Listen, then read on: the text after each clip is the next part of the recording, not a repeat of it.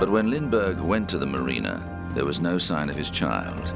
In desperation, he flew a low pass over the boats in the hope of flushing the kidnappers out, but there was no sign, and he realized they'd been duped.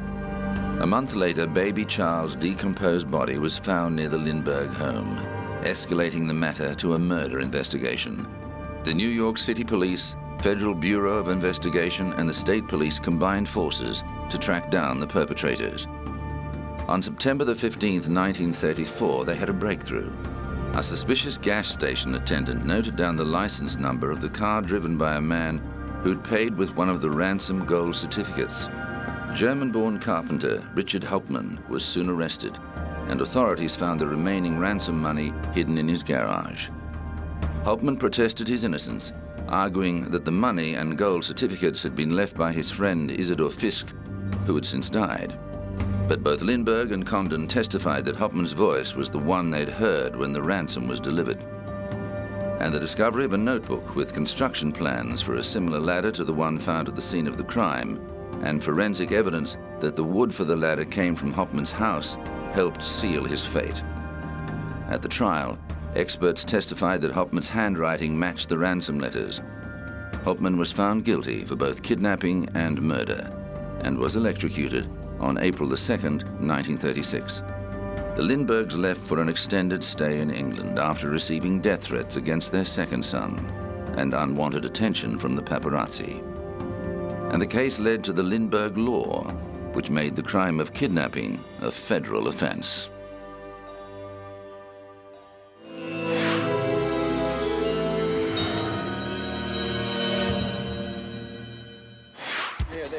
In the 80s, he was a chart-topping superstar, selling millions of albums around the world. But as well as the heights of fame, Culture Club's Boy George has also experienced the depths, battling drug addiction for more than 2 decades and losing 2 close friends to heroin. George's association with drugs and the people who take them led to a very public arrest in 2005. He was charged with cocaine possession after police found 13 bags of the drug in his New York apartment when they responded to a burglary report. The case was heard in Manhattan Criminal Court in March 2006, and the singer, who was born George O'Dowd, pleaded guilty to falsely reporting a burglary.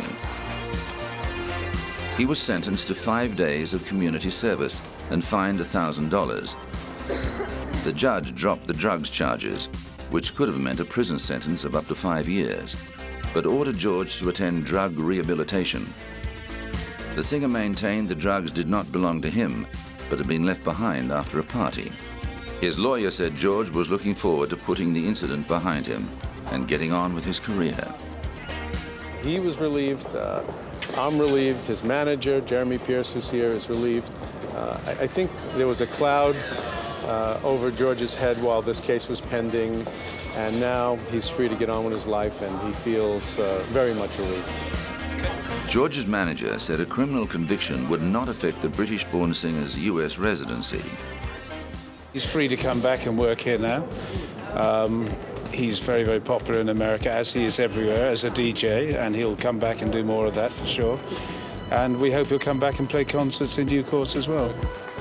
But only a couple of months later, George was back in court, being threatened with jail for not carrying out his community service sentence. Criminal court judge Anthony Ferrara gave George 2 months to complete the 5 days of community service. Defense lawyer Louis Freeman had argued in court that the singer was hoping to avoid the humiliation of dragging a rake around a city park and wanted to work with an AIDS charity. But the judge appeared angry and insisted that George would be treated the same as any other offender. He told him it was up to the singer to make his community service an exercise in humiliation or an exercise in humility, adding that if Boy George did not complete his community service, he would be jailed.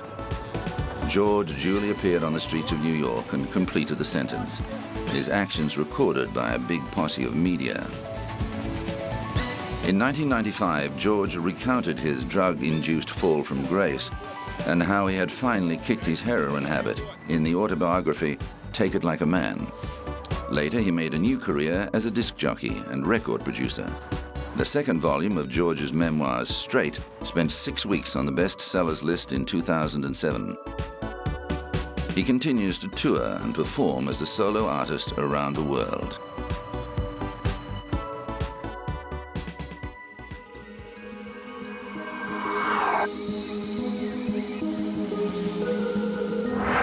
Coming up, the assassination of JFK.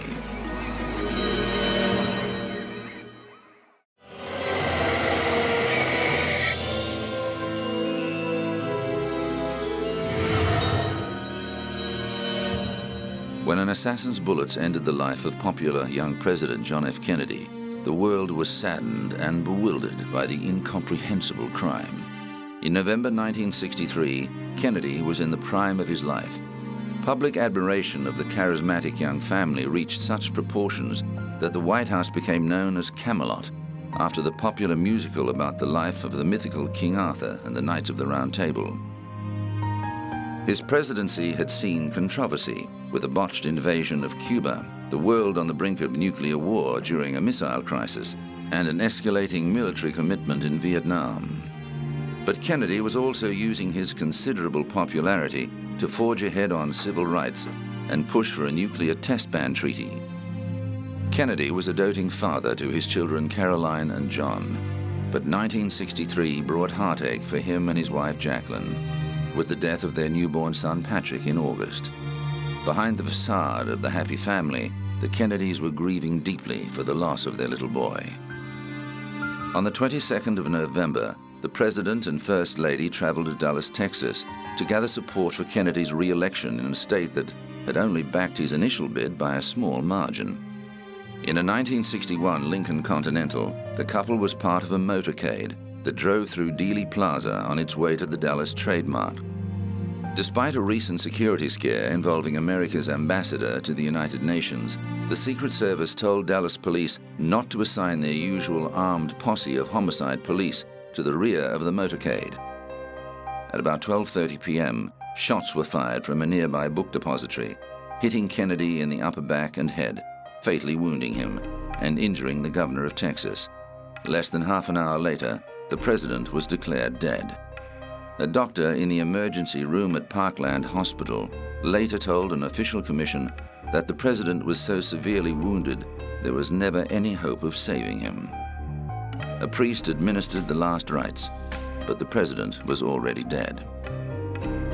Kennedy's death plunged the United States into mourning.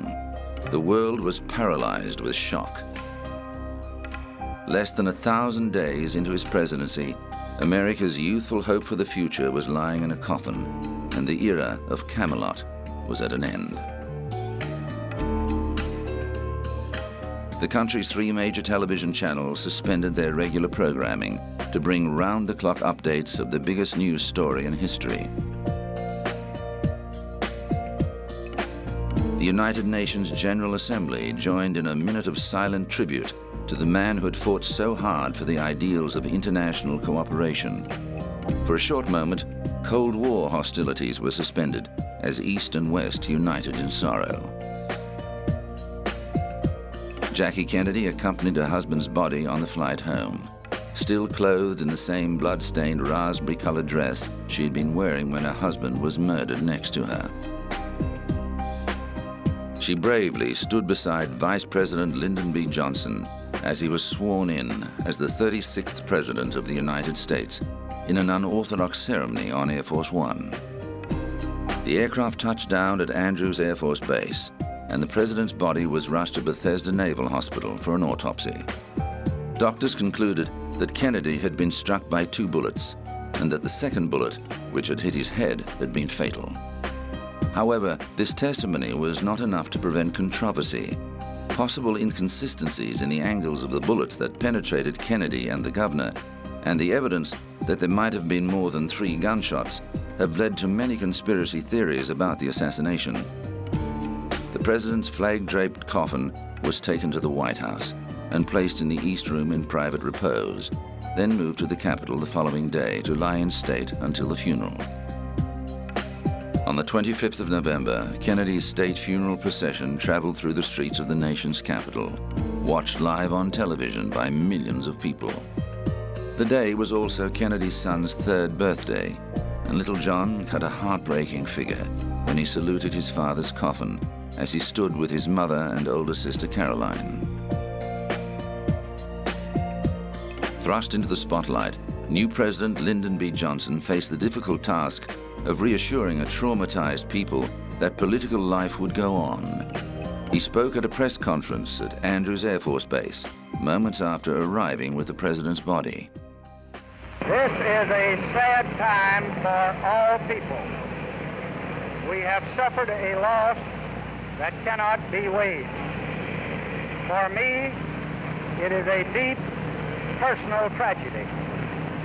I know that the world shares the sorrow that Mrs. Kennedy and her family bear. I will do my best. That is all I can do. I ask for your help and God. A massive manhunt was launched to find the assassin who'd been glimpsed in the 6th floor window of the book depository. Less than 2 hours later, a police officer was shot and killed. When the suspect was apprehended, officials realized he fitted the assassin's description. Their suspicions increased when they discovered that he was the only employee of the book depository who was unaccounted for. Lee Harvey Oswald was a 24-year-old malcontent whose short but colorful life had included a stint in the Marine Corps, where he learned marksmanship, and a short-lived defection to the Soviet Union. An avowed Marxist, Oswald had recently moved to Texas from New Orleans, where he'd been involved in both pro- and anti-Castro activities. Oswald denied shooting Kennedy, arguing he'd been set up as a patsy. He was interrogated for 2 days. On November the 24th, Oswald was being moved to the Dallas County Jail when he was confronted by nightclub owner Jack Ruby, who shot him dead in the basement of Dallas Police Headquarters. Ruby claimed to be getting revenge for Kennedy's death, but conspiracy theorists claim Ruby's close connections with organized crime figures Sam and Joe Campisi shows the mob was involved in an assassination plot to kill the head of an administration that was getting tough on crime. Ruby was convicted of murder in March 1964, but died of cancer before he could be put to death. In the months before he died, he was said to have told his psychiatrist that he'd been framed for Oswald's murder. However, just before his death, Ruby made a final statement saying that he alone had been responsible for Oswald's murder. Whether it was a conspiracy or the work of just one man, the assassination of John F. Kennedy remains one of the world's most infamous crimes.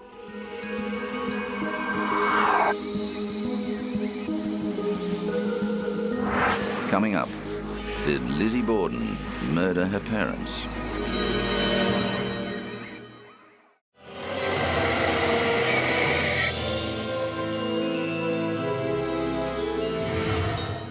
In his 16 years in the music business, rapper Kelvin Brodus, aka Snoop Dogg, has seen out some significant controversies. A 1993 arrest following the death of gang member Philip Wulder-Mariam in Los Angeles led to a high-profile murder trial. Brodus and his bodyguard McKinley Lee, who pulled the trigger, claimed they were acting in self-defense. The jury agreed and acquitted both men, but the case ignited a raging debate over whether the incendiary and provocative lyrics of gangster rap contributed to violence or was just a reflection of the world inhabited by its creators. In 2005, Brodus hit the headlines again, this time accused of raping 36-year-old makeup assistant Kylie Bell. But just before the case was made public, the rapper went on the offensive, suing her for extortion. Both lawsuits were eventually dropped. But the law wasn't finished with the troubled rapper, who was back in court in 2007, pleading no contest to felony gun and drug charges. His attorney argued Brodus needed the marijuana for health reasons. Snoop does have a valid medical marijuana certificate and in no way intends to violate the parameters of the health and safety code in this regard. The 35-year-old agreed to 5 years probation and 800 hours of community service under terms of the ruling. The court also banned Brodus from having any gang members in his entourage and ordered him to provide a DNA sample. With a no-contest plea, Brodus avoided a conviction and what could have been up to 4 years in prison. And he was given a strong incentive to stay on the straight and narrow.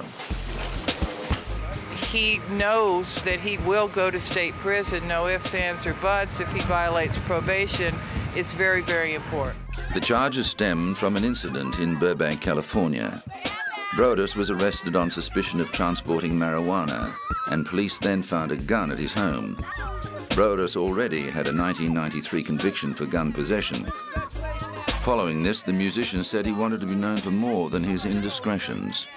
Just the negative press, they always paint me out to be a bad boy, you know. You never hear about the good things that I do, you know what I'm saying? You always hear about the run-ins that I have with the law as opposed to the things that I do in the positive light. But Brodus' run-ins with the law have already affected his travel plans, with both Britain and Australia refusing him a visa because of his record. However, the rapper says those problems are now behind him, and he wants to focus on performing. I'm the real American gangster, and I would like to do a movie based on that in London, because London has a real fetish for that gangster-style music and movies, and Beckham is a fan of it, so hopefully we'll come together and create a movie or something. Whether or not the two team up professionally remains to be seen, but one thing Brodus is sure about is that he has some big things ahead. His new family-based reality show, Snoop Dogg's Fatherhood, aims to show there's a more sensitive side to the gangster rapper. The man who put the shizzle-dizzle into music is hoping his legal problems are a thing of the past.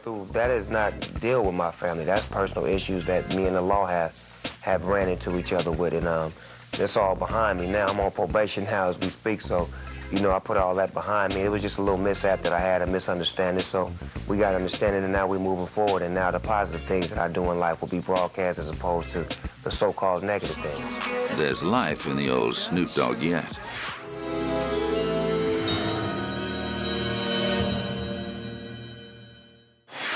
Since the September 11 terrorist attacks, there's been a rising fear that the United States could be the target of a biological or chemical assault. On October the 5th, 2001, American media photo editor Robert Stevens died after inhaling anthrax spores from a deliberately infected letter. A couple of weeks later, 2 postal workers were killed by the same strain of anthrax. Investigation showed that a series of anthrax-laced letters was sent to various American organizations. However, the crime remains unsolved. The U.S. State Department directed all missions based outside the United States to have a 3-day supply of the antibiotic Cipro for all employees. But some say civilian stockpiling of Cipro is not a good idea. It's still not worth for the public person to have it. Our embassy people are at a much higher risk. There's a window of opportunity when you can start the treatment, and that is 24 to 48 hours. If you will start within 48 hours your antibiotics and get the full treatment, you're perfectly safe, you're perfectly in good shape. The FBI unsuccessfully attempted to locate the source of the anthrax. Officials stressed that the exposure was limited to the building and that previous attempts to use anthrax in a biological attack against civilians had never been successful. The U.S. government keeps a stockpile of medicine, including Cipro, on hand in case of a biological attack.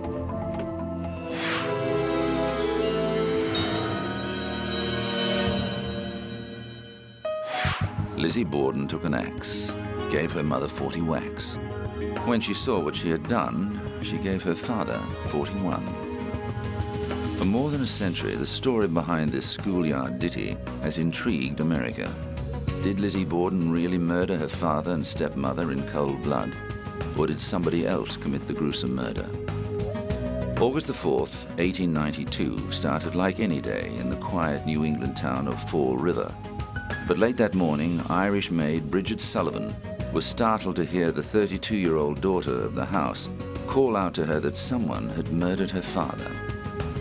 Lizzie said she found Andrew Borden slumped on the sitting room sofa. When the doctor arrived, he discovered that the head wounds were so severe, one of Andrew's eyes was severed. The body of Lizzie's stepmother, Abby, was found upstairs in the guest room. She'd also been bludgeoned to death in a frenzied attack. It didn't take long for police to finger Lizzie as a suspect. She'd had opportunity, and with evidence coming out that her father planned to change his will to make his second wife the main beneficiary, she had motive. The problem was there didn't appear to be any blood on her clothing. Police found a hatchet in the cellar, which they assumed to be the murder weapon, but it was too clean. A few days later, one of Lizzie's friends saw her burning a dress in the kitchen stove. Lizzie said she'd wrecked it by brushing against some wet paint, but testimony about the dress was enough to prompt a judge to commit Lizzie to trial for murder. When the case was heard later that year, the prosecution attempted to tie together circumstantial evidence to connect Lizzie to the crime, but with no conclusive proof, the jury took just an hour to acquit her of all charges. Lizzie inherited her father's fortune, but spent the rest of her life a social outcast. She died in 1927, taking the truth to her grave.